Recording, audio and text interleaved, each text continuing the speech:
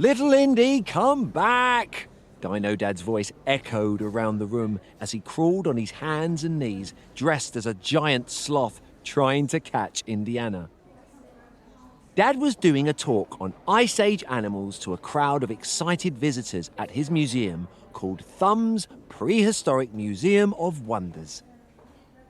Excuse me, everyone, coming through. It's all part of the show. Dad loved to call his talks a show, or a special thumb extravaganza. Today I was dressed as a woolly mammoth, with hair so long I kept tripping over it, and my sister was a saber-toothed cat. Roar, roar! Little Indy giggled. Gotcha, Dino Dad said, holding Little Indy up. So, there we have it, everyone, he boomed, catching his breath. Saber-toothed cats were fearsome and cheeky predators who could pounce in a heartbeat. The crowd laughed.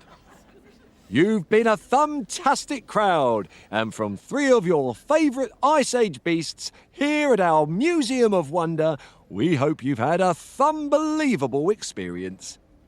Dino Dad finished by lifting his thumbs high in the air, as he always does after his show.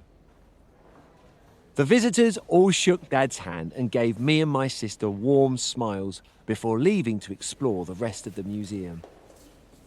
More happy customers. Thank you, my POOPA poppets. You made a great prehistoric pair, Dino Dad beamed. And great trumpeting, Ruby. I thought there was a real woolly mammoth in the room at one point. Good job. Ruby Dooby. Hello. Earth to Ruby. But I didn't hear Dino Dad, as my mind was on other things.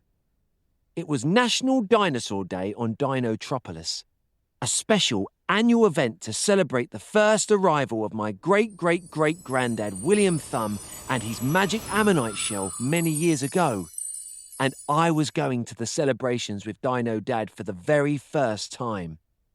There was going to be music, coconuts, and the POOPA prize for the most outstanding dinosaur.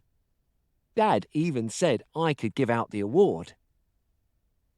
Let's head back and get ready for the big day, Ruby Roo, Dad smiled. Yes! I threw off my mammoth outfit and raced outside. It took us no time at all to get home, and we were greeted at the front door by Mum. Mwah, mwah, mwah. She gave us all sloppy, wet kisses. Mum, I said, wiping my face as I catapulted upstairs to my room. Hello, my gorgeous girlies. I missed you, and you big tree, she said, squeezing Dad's waist and resting her head on his chest. How was the show? Thumb-dubby-dozy, he replied, wrapping his long arms round her.